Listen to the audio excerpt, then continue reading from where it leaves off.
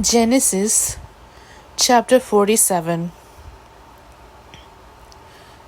So Joseph went in and told Pharaoh, "My father and my brothers, with their flocks and herds, and all that they possess, have come from the land of Canaan.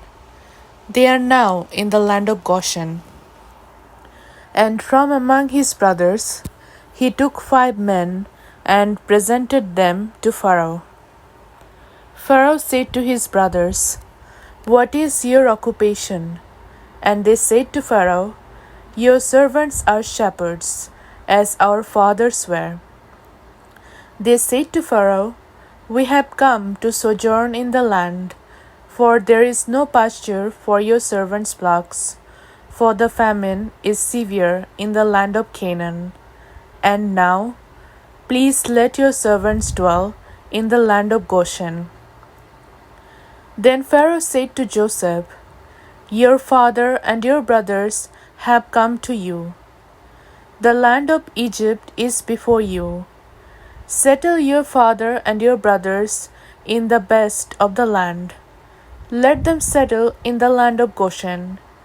And if you know any able men among them, put them in charge of my livestock." Then Joseph brought in Jacob his father and stood him before Pharaoh, and Jacob blessed Pharaoh. And Pharaoh said to Jacob, "How many are the days of the years of your life?" And Jacob said to Pharaoh, "The days of the years of my sojourning are 130 years. Few and evil have been the days of the years of my life, and they have not attained to the days of the years of the life of my fathers in the days of their sojourning." And Jacob blessed Pharaoh and went out from the presence of Pharaoh. Then Joseph settled his father and his brothers and gave them a possession in the land of Egypt, in the best of the land, in the land of Rameses, as Pharaoh had commanded.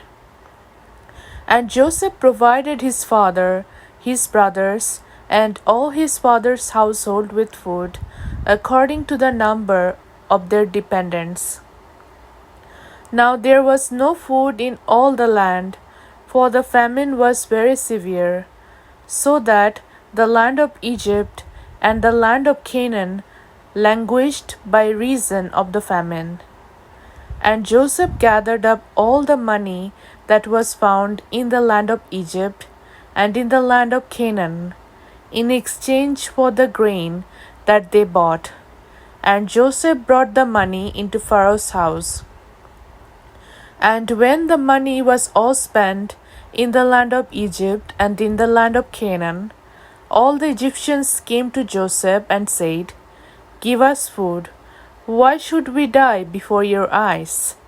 For our money is gone."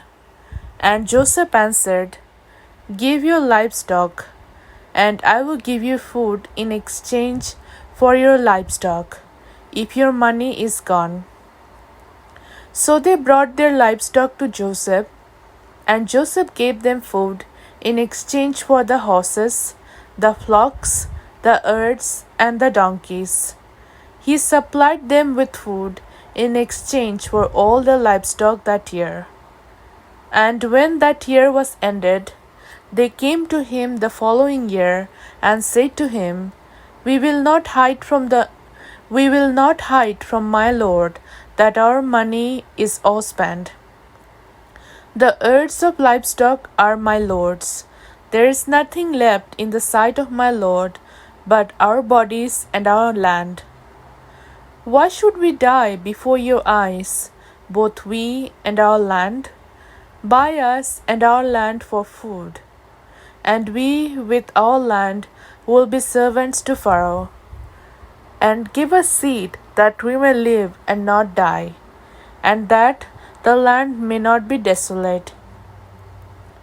So Joseph bought all the land of Egypt for Pharaoh, for all the Egyptians sold their fields, because the famine was severe on them. the land became Pharaoh's. As for the people, he made servants of them from one end of Egypt to the other.